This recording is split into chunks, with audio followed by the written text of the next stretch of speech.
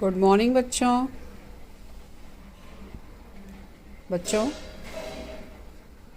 आज आपका इस क्लास में स्वागत है। आज हम आपको कक्षा 11 इतिहास में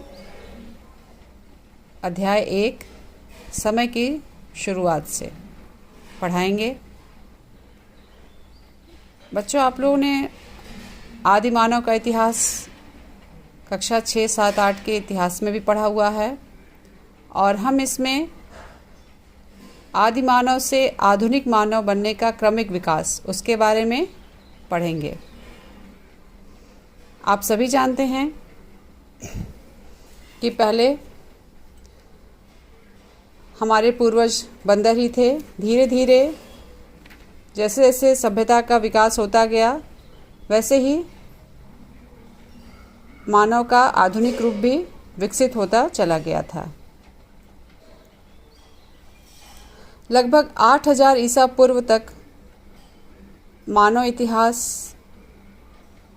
का एक लंबा चरण चला जिसमें अनेक परिवर्तन आए। पहले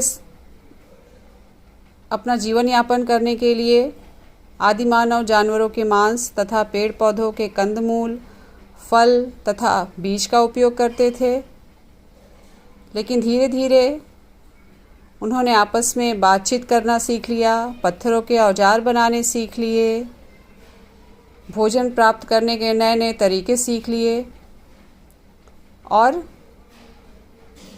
कुछ तरीके ऐसे भी सीखे जैसे वो भोजन को पकाकर खाने लगे। जो जानवरों के खाल वो अपने शरीर पर धारण करते थे उसको उन्होंने सिल कर पहनना सीख लिया। एक तरीके से देखा जाए तो धीरे धीरे सभ्यता का विकास होता चला जा रहा था।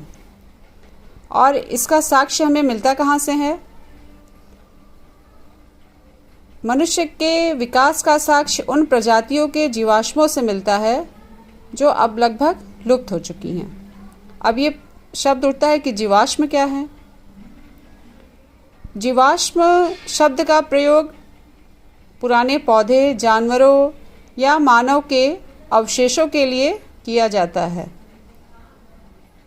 जिनका नरम हिस्सा गल जाता है और जो कठोर हिस्सा होता है वो पत्थर के रूप में बदलकर किसी चट्टान में समा जाते हैं और फिर लाखों वर्षों तक उसी रूप में पड़े रहते हैं।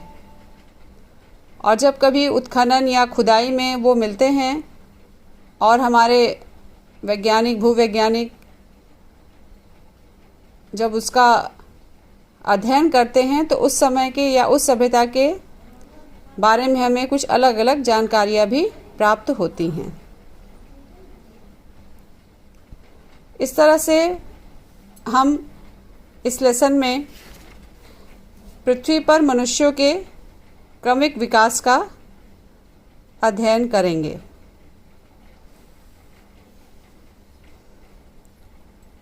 आदि मानव का विकास किस तरह से आधुनिक मानव में हुआ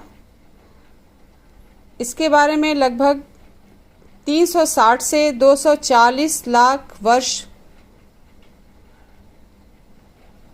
पूर्व तक का साक्ष्य हमें जीवाश्मों के रूप से मिले हुए हैं। इस समय कुछ ऐसे साक्ष्य मिले हैं स्तनपायी प्राणियों के जिनके बारे में हम इसके बारे में कुछ अनुमान लगा सकते हैं। इसी में एक श्रेणी है प्राइमेट। अब ये प्रश्न उठता है कि प्राइमेट क्या है? आप लोगों ने 10th तक साइंस पढ़ा है, आपको ये पता होगा कि प्राइमेट्स स्तनपायी प्राणियों, मैमल्स के अंतर्गत एक उपसमूह होते हैं और इस उपसमूह में वानरों, लंगूरों और मानवों को सम्मिलित किया जाता है। बच्चों, आपने चार्ल्स डार्विन का भी नाम सुना होगा। उनकी एक पुस्तक है on the origin of species. इसमें यह बताया गया है कि मानव का विकास जानवरों से ही क्रमिक रूप से हुआ है। ये आप लोगों ने पढ़ा होगा। आइए अब हम आगे चर्चा करते हैं। होमिनाइड और होमिनिड। ये होमिनाइड क्या है और होमिनिड क्या है? होमिनाइड ये बंदरों से भिन्न थे और इनका शरीर बंदरों से बड़ा था, लेकिन इनकी पूंछ नहीं होती थी। ये 4 पैरों पर चलते थे, लेकिन इनके शरीर का आगे का भाग और दोनों पैर लचकदार होते थे। बात समझ में आ रही है? होमिनाइड बंदरों से भिन्न थे और इनका शरीर बंदरों से बड़ा भी था, लेकिन इनकी पूंछ नहीं थी। अब अगला प्रश्न ये आता है कि होमोनिड क्या थे? होमोनिड दोनों पैरों पर चलते थे। इनके हाथों में विशेष शक्ति थी। इनका मस्तिष्क का आकार बड़ा था। उन्हें पैरों के बल सीधे खड़े होने की शक्ति भी मिली हुई थी और ये औजार बनाने का भी काम कर सकते थे।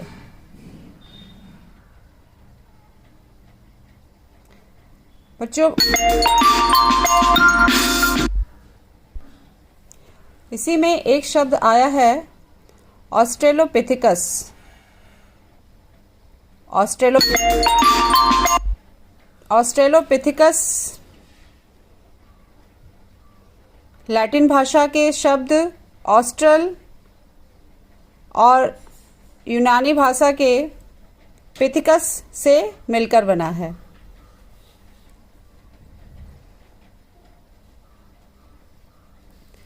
ऑस्ट्रेलोपिथेकस धीरे धीरे लुप्त हो गए और उनके स्थान पर दूसरी प्रजातियों का विकास होने लगा था। इसमें जो दूसरी प्रजाति थी उसमें सबसे महत्वपूर्ण थी होमो। होमो को ऑस्ट्रेलोपिथेकस प्रजाति का सबसे पुराना प्रतिनिधि माना जाता है।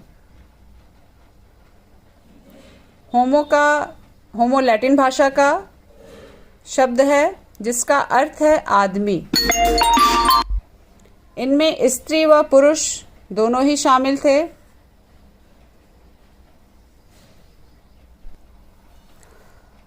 होमो को वैज्ञानिकों ने कई प्रजातियों में बांटा है, जैसे होमो हैबिलिस जो औजार निर्माता थे, होमो इरेक्टस सीधे खड़े होकर पैरों के बल चलने वाले, और तीसरा था होमो सैपियंस जिन्हें चिंतनशील मनुष्य कहा गया, और वर्तमान मानव प्रजाति इसी के अंतर्गत आती है। 3 टॉपिक हैं, याद रखिएगा, होमो हैबिलिस, होमो इरेक्टस और होमो सैपियंस। और इनके जीवाश्म अफ्रीका, एशिया और यूरोप में बहुतायत पाए गए हैं। होमो का मस्तिष्क बड़ा, जबड़ा बाहर की ओर थोड़ा कम निकला हुआ और दांत छोटे होते हैं, और इनके बड़े आकार के मस्तिष्क को अधिक बुद्धिमत्ता और अच्छी याददाश्त से वैज्ञानिकों ने जोड़ा है। बच्चों, तो इस तरह से आदि मानव से आधुनिक मानव का क्रमिक विकास हम समझ गए होंगे। और अब इसके आगे हम पढ़ेंगे आधुनिक मानव कि आधुनिक मानव की उत्पत्ति का सिद्धांत क्या है। बच्चों, आधुनिक मानव यानी होमो सैपियंस, इसके अधिकतम साक्ष्य हमें अफ्रीका से मिले हैं। और आधुनिक मानव की उत्पत्ति के संबंध में 2 मत प्रचलित हैं। पहला है आपका क्षेत्रीय निरंतरता मॉडल सिद्धांत और दूसरा है प्रतिस्थापन मॉडल। आइए अब हम जानते हैं कि क्षेत्रीय निरंतरता मॉडल सिद्धांत क्या है।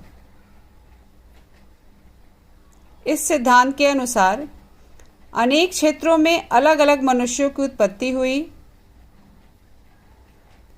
और विभिन्न प्रदेशों में रहने वाले होमो सैपियंस का आधुनिक मानव के रूप में विकास धीरे धीरे हुआ।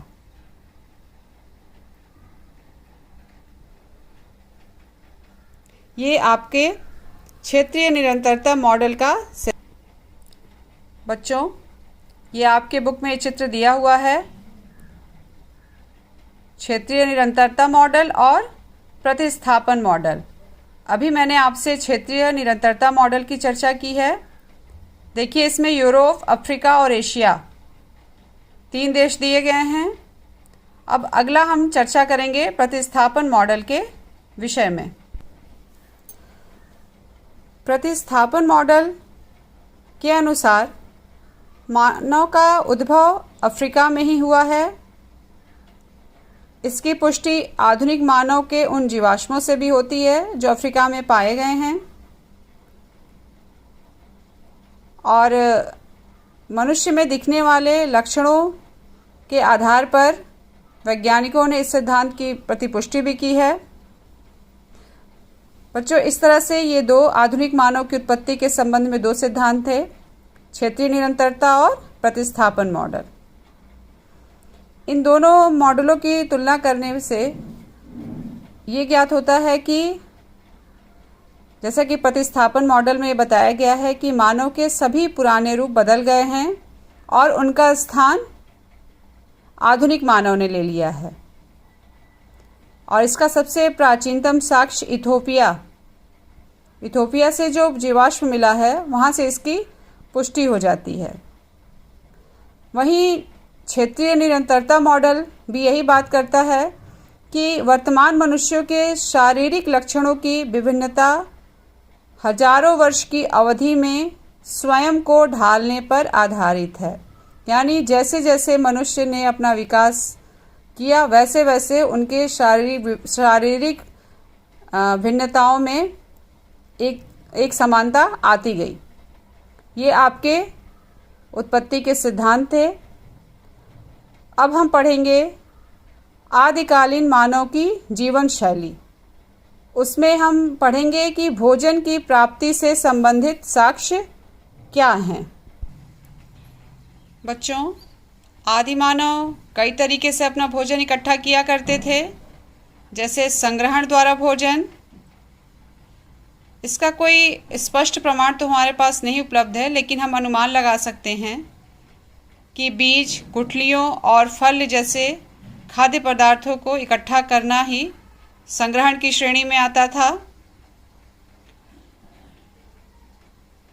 इसे कार्बनीकरण भी कहा जाता था, जिसके द्वारा हम पौधों से भोजन इकट्ठा करने की जानकारी प्राप्त कर सकते हैं।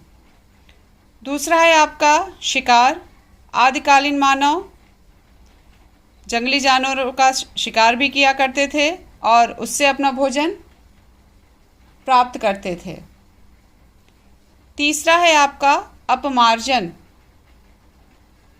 इसे रसदखोरी भी कहा जाता था। संभवतः जानवरों की लाशों से मांस खुरच कर ये लोग अपने पास संग्रहित करते थे। चौथा है मछली पकड़ना।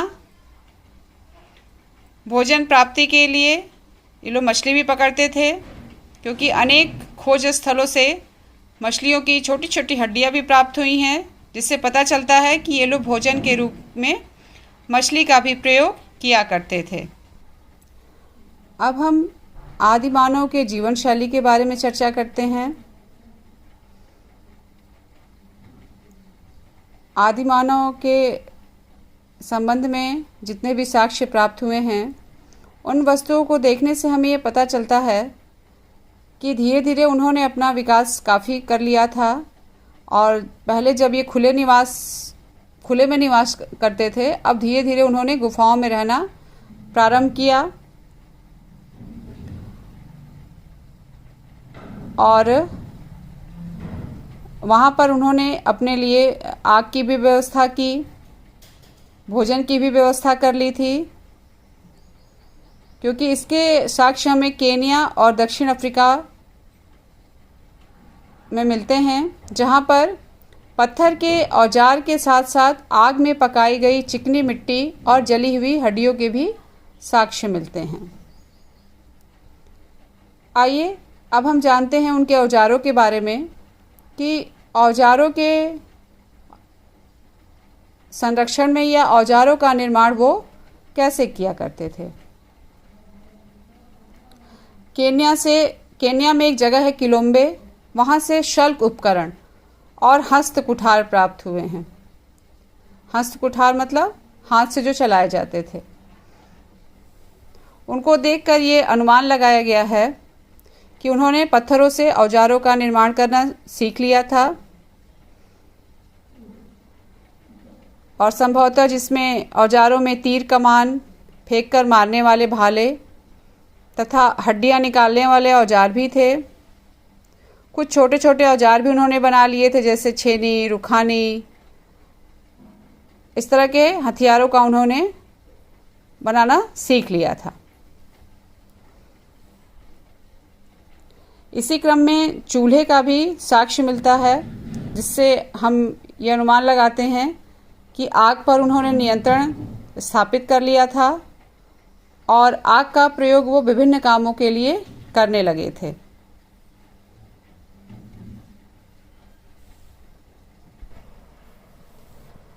कुछ जानवरों के रोएदार खालों को कपड़े की भांति सिलकर पहनना भी प्रारंभ कर दिया था उस समय के लोगों ने। इससे ये पता चलता है कि सुई का आविष्कार हो चुका था, क्योंकि सिले हुए कपड़ों का साक्ष्य जो है 21,000 ईसा पूर्व में मिलने लगता है। आइए अब हम चलते हैं संप्रेषण एवं संचार के माध्यम। इसका मतलब है कि किस तरीके से वो लोग आपस में बातचीत करते थे या उनके मानसिक संबंध का उनका मानसिक संबंध आपस में कैसा था। आदि मानव भाषा और कला का प्रयोग संप्रेषण के लिए किया करते थे। कुछ ऐसे भी साक्ष्य मिले हैं जहाँ से पता चलता है कि ये लोग गुनगुनाया करते थे। एक तरीके से वो उनकी अपनी शाब्दिक भाषा थी, जिससे वो अपने विचार या अपने भाव व्यक्त किया करते थे। कला के संबंध में स्पेन की अल्टामीरा एक गुफा मिली है, जहाँ के छतों पर तरह तरह की चित्रकारी बनी हुई है, जिससे हम आदि मानव के या उस समय के मानव के कला के संबंध में जो रुचि थी उसके बारे में जान सकते हैं।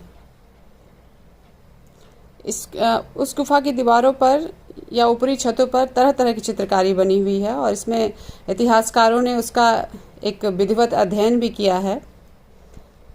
इससे हमें ये पता चलता है कि वो अपने तरीके से अपनी भाषा, अपनी भाव को प्रकट करने की क्षमता रखते थे।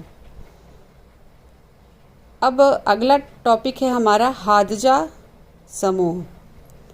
बच्चों, ये प्रश्न बहुत आता है कि हादजा समूह किसे कहते हैं या हादजा समूह क्या है। आइए हम जानते हैं हादजा समूह। ये अफ्रीका में के शिकारियों को हादजा कहा जाता था। इनका एक छोटा समूह होता था और ये अधिकतर समूह में एक जगह रहा करते थे।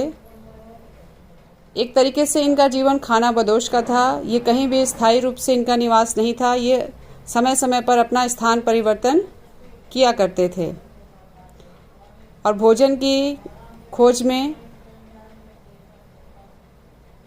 समूह बनाकर ये चला करते थे। उस समय कोई भी व्यक्ति चाहे जहाँ भी चाहे शिकार कर सकता था, कहीं पर भी जा सकता था, लेकिन इनको रहना समूह में ही पड़ता था। ये अपने भोजन का 80% भाग, 80% भाग जो है वनस्पतियों से या फलों से प्राप्त करते थे और 20% भाग मांस और शहद से पूरा करते थे।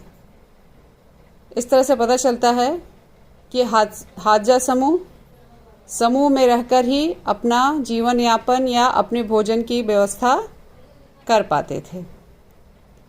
बच्चों, इस तरह से आपका ये लेसन समाप्ति की ओर है और अंत में यही पूरे लेसन का सार यही है कि लगभग 13,000 वर्ष पूर्व अंतिम हिमयुग का समापन होता है और उस समय पारिस्थितिकी तंत्र में बहुत परिवर्तन आता है।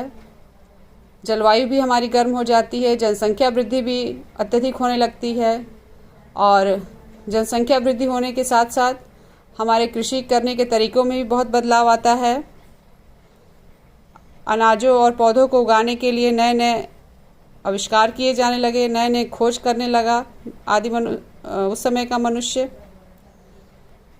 और मिट्टी के बर्तन बनाना, पत्थरों के औजार बनाना, पहिए का आविष्कार, ये सभी मानव के क्रमिक विकास का स्पष्ट उदाहरण है। और धीरे धीरे आधुनिक मानव के रूप में हम और आप एक दूसरे को देख रहे हैं कि हमने अपना विकास कहाँ तक कर लिया है। बच्चों, इस तरह से आपका ये लेसन समाप्त हो रहा है। मैं उम्मीद करती हूँ कि आपको ये लेसन समझ में आया होगा। आप इसे देखिए, पढ़िए और समझने की कोशिश करिए। अगर कहीं पर कोई दिक्कत आती है आप मुझसे पूछ सकते हैं। इस समय चलते चलते एक और बात कहना चाहूँगी कि इस समय कोविड-19 की वजह से पूरा विश्व संकट से जूझ रहा है और पूरा देश हमारा लॉकडाउन में चल रहा है। मैं आपसे यही रिक्वेस्ट करूँगी कि आप अपने घर में रहिए और साफ़ सफाई का पूरा ध्यान रखिए। आप सुरक्षित रहेंगे तो हमारा देश भी सुरक्षित रहेगा। और एक दूसरे को हम और आप यही संदेश दें कि घर पर रहकर अपनी सुरक्षा करें, अपने समाज की सुरक्षा करें और अपने देश की सुरक्षा करें। Thank you.